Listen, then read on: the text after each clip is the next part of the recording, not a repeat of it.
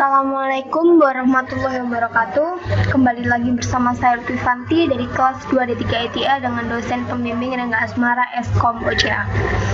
Pada pertemuan kali ini saya akan membahas tentang data mining.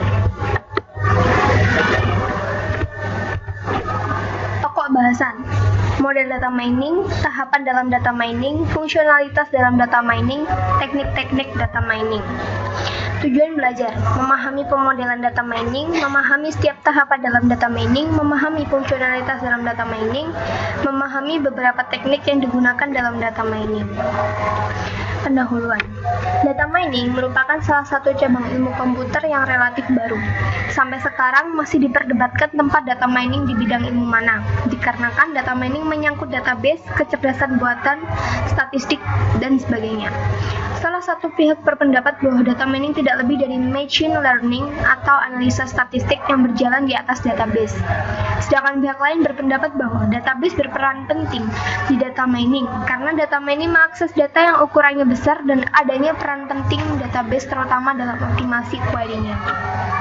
Definisi sederhana dari data mining adalah ekstraksi informasi atau pola yang penting atau menarik dari data yang ada di database yang besar. Dalam jurnal ilmiah, data mining juga dikenal dengan nama Knowledge Discovery in Databases atau KDD. Latar belakang: kehadiran data mining dilatar belakangi dengan problema data exploitation yang dialami akhir-akhir ini, di mana banyak organisasi telah mengumpulkan data sekian tahun lamanya, seperti data pembelian, data penjualan, data nasabah, data transaksi, dan sebagainya. Hampir semua data tersebut dimasukkan dengan menggunakan aplikasi komputer yang digunakan untuk menangani transaksi sehari-hari, yang kebanyakan merupakan OLTP atau Online Transaction Processing. Model data mining. Dalam perkembangan teknologi data mining, terdapat model atau mode yang digunakan untuk melakukan proses penggalian informasi terhadap data-data yang ada. Menurut IBM, model data mining dapat dibagi menjadi dua, yaitu verification model dan discovery model. Verification model. Model ini menggunakan perkiraan atau hipotesis dari pengguna dan melakukan tes terhadap perkiraan yang diambil sebelumnya dengan menggunakan data-data yang ada. Penekanan terhadap model ini adalah terletak pada user yang bertanggung jawab terhadap penyusunan perkiraan atau hipotesis dan permasalahan pada data untuk meniadakan atau menegaskan hasil perkiraan yang diambil. Discovery model. Model ini berbeda dengan verification model, di mana pada model ini sistem secara langsung menemukan informasi-informasi penting yang tersembunyi dalam suatu data yang besar. Data-data yang ada kemudian dipilah-pilah untuk menemukan suatu pola, tren yang ada, dan keadaan umum pada saat itu tanpa adanya campur tangan dan tuntunan dari pengguna. Hasil temuan ini menyatakan fakta-fakta yang ada dalam data-data yang ditemukan dalam waktu yang sesingkat mungkin. Sebagai contoh, misalkan sebuah bank ingin menemukan kelompok pelanggan yang dapat dijadikan target suatu produk yang akan dikeluarkan. Kebutuhan dan tantangan dalam data mining.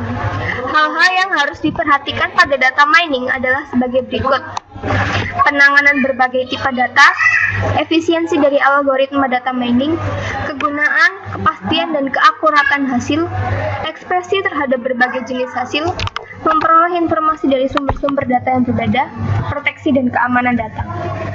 Tahapan dalam data mining. Tahapan-tahapan yang harus dilalui dalam data mining antara lain: basis data relasional, ekstraksi data, transformasi data, pembersihan data, bentuk standar, reduksi data sun feature, melakukan algoritma atau menjalankan algoritma. Fungsionalitas dalam data mining. Kebutuhan akan data mining semakin dirasakan dalam berbagai bidang. Data mining bersifat dependen terhadap aplikasi terkait.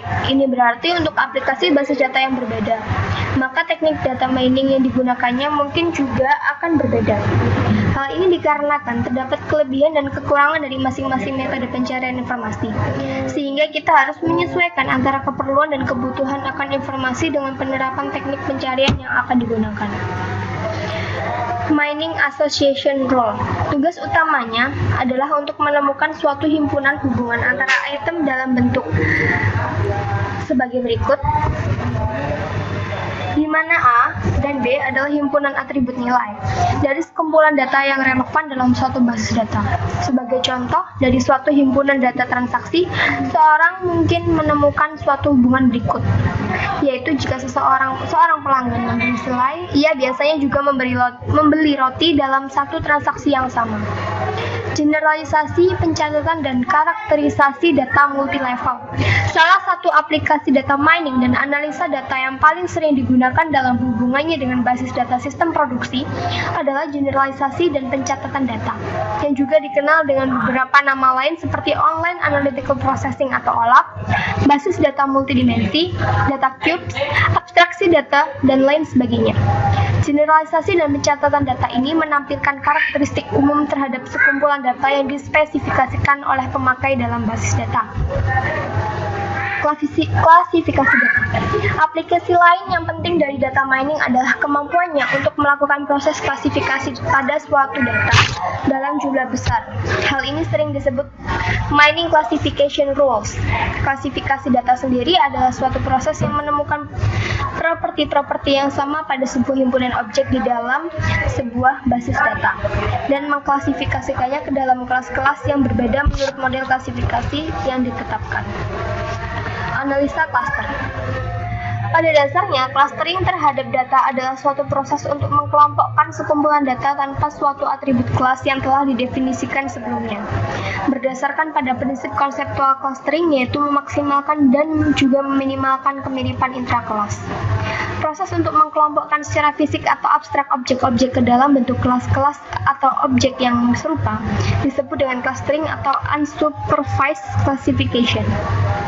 Melakukan analisa dengan clustering akan sangat membantu untuk membentuk partisi yang berguna terhadap sejumlah besar himpunan objek dengan didasarkan pada prinsip divide and conquer yang mendekomposisikan suatu sistem skala besar menjadi komponen-komponen yang lebih kecil untuk menyederhanakan proses desain dan implementasi. Pencarian pola sekuensial. Fungsi pola sekuensial menganalisa sekumpulan record pada suatu periode waktu. Misalnya untuk menganalisa tren, suatu pola dapat ditampilkan dalam contoh sebagai berikut. Pelanggan biasanya membeli gula langsung melakukan transaksi membeli kopi. Dari semua transaksi membeli gula, ternyata hampir seluruhnya terdapat transaksi membeli kopi. Maka dari pola-pola yang ada ini dapat dijadikan masukan bahwa telah terjadi suatu kecenderungan atau tren dari pelanggan di mana setiap pelanggan melakukan transaksi membeli gula, maka akan diikuti oleh transaksi membeli kopi. Untuk itu, pihak manajemen dapat menempatkan letak item kopi dekat dengan item gula, sehingga memudahkan pelanggan untuk melakukan transaksi selanjutnya. Teknik-teknik data mining. Klasifikasi skema yang berbeda dapat digunakan untuk mengkategorikan metode dan sistem data mining dengan didasarkan pada jenis basis data yang akan dipelajari dan teknik apa yang akan digunakan. Beberapa di antaranya adalah sebagai berikut. Jenis basis data yang akan dijadikan objek, jenis informasi yang hendak dicari, teknik yang hendak digunakan. Market basket analysis. Fungsi association rules seringkali disebut dengan market basket analysis yang digunakan untuk menemukan relasi atau korelasi di antara himpunan item. Market basket analysis adalah analisis dari kebiasaan membeli customer dengan mencari asosiasi dan korelasi antara item yang berbeda dengan diletakkan customer dalam keranjang belanjanya.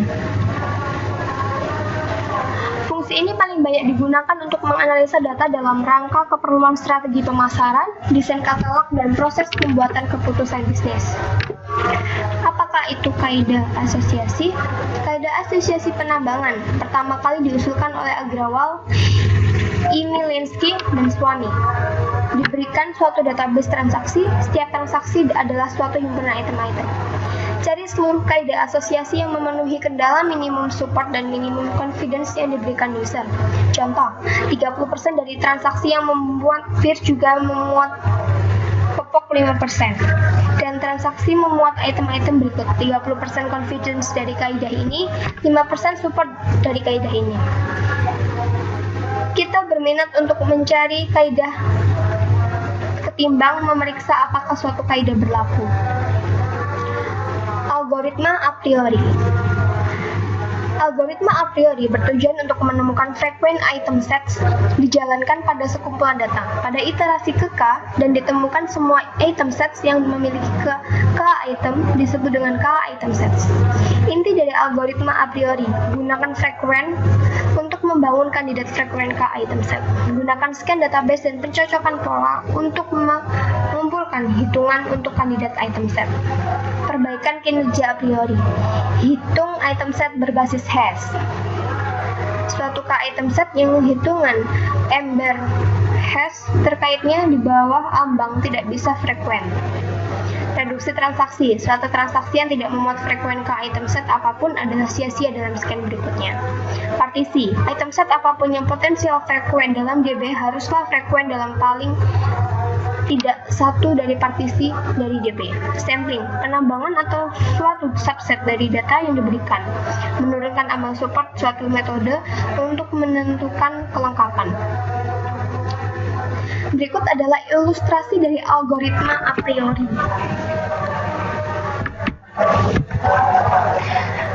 Latihan soal. Pertanyaan pertama. Apa perbedaan antara klasifikasi dan clustering? Klasifikasi adalah suatu proses yang menemukan properti yang sama pada sebuah himpunan objek di dalam sebuah basis data dan mengklasifikasikannya ke dalam kelas yang berbeda menurut model klasifikasi yang ditetapkan.